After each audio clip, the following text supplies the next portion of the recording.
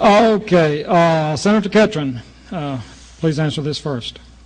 Should school boards be given the authority to raise revenue for education through property taxes or other means without county commission approval? If so, under what circumstances?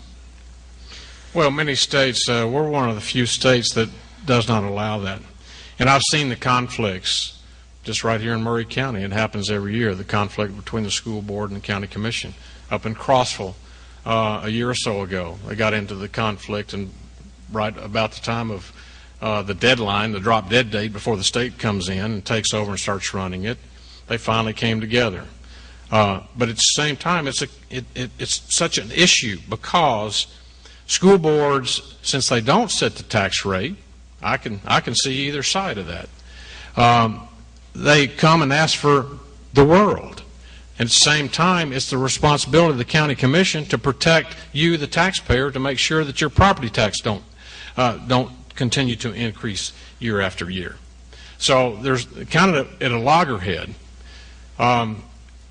This becomes a real issue for us as we go forward. However, I think transparency and accountability has got to prevail. I've been looking at a transparency bill in Missouri, and they have put this transparency and accountability bill into effect, and every department in that state has to be on the internet to where everyone can look at it. Then it goes down to the local level, and then it goes not only from the city or the county, it goes down to even the school has to put their check register on the internet to see where all the money's going. Then at that point, I think there's an opportunity for cooler heads to come together, because the county commission doesn't trust the school board, nor vice versa. We'll see where all the money's going.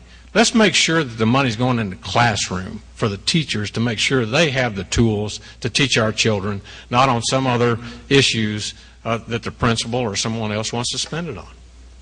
Thank you. David? Would you reread the question, please?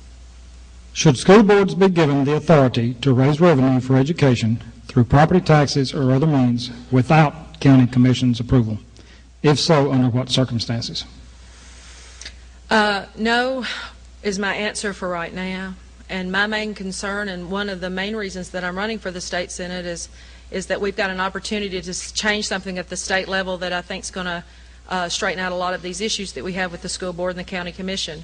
And one of those is that we, at a state level, can make it possible or change it to where it's not possible that if you work for the county or you work for the school board, or you're a teacher related to somebody that works for the county or works at the school, that you cannot hold a position at the county commission or on the school board. Right now, we are held captive a lot of times by basically nepotism in small communities. And that's one thing that needs to be changed on a state level, quick, fast, and in a hurry, because right now we can't get county commissions to cut budgets, because who's going to cut their own family salary? Who's going to cut a school board budget if they're related to someone that is on the school board? Right now, this is the biggest problem, I think, that is approaching rural communities. Schools do need help. But I'm of the opinion that throwing money at a problem isn't always the answer. And until we can get the parents re-engaged in the school and education system, we will always be running behind. Thank you. Thank you. We're running low on time. That was the last question. You will each have 2 minutes for your closing statements. And Senator Catherine, you will close first, and then Debbie Matthews.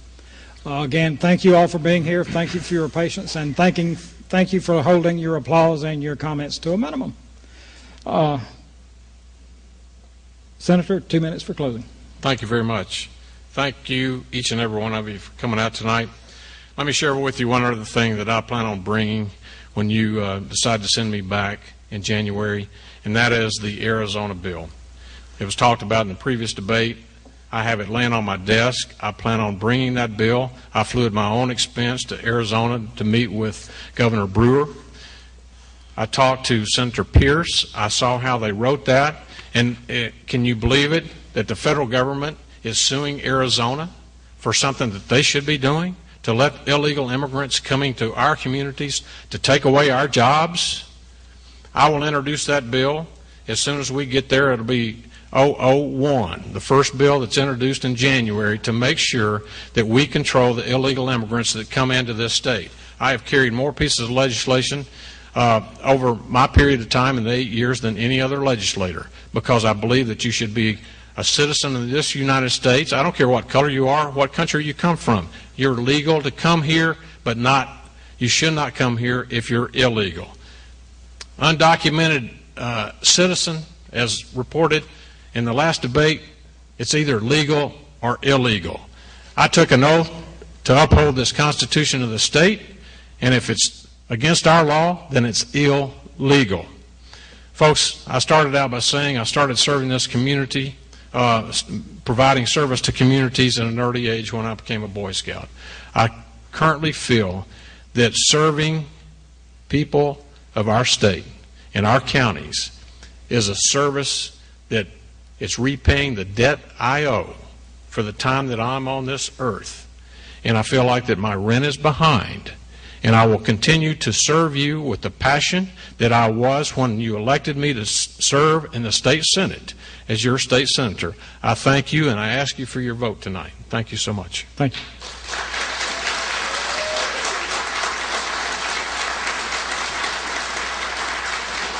Thank you.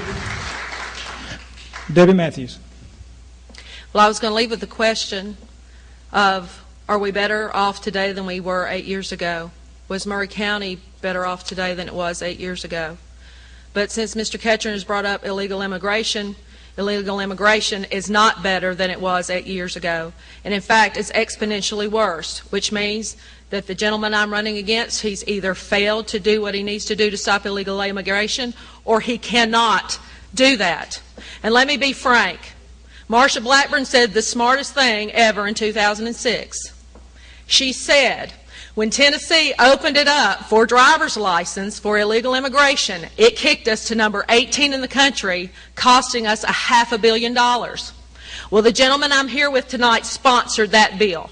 He is the one that left the barn door open, my friends, where we have a problem with illegal immigration. So, you either fix it, you've had 8 years to do so, and you have not. My name is Debbie Matthews. If you want a new government, then you have to elect new people. I am a public servant and sometimes not much of a politician. But I'm here tonight because I do believe one person can make the change. Andrew Jackson said it best. One man with courage can be a majority.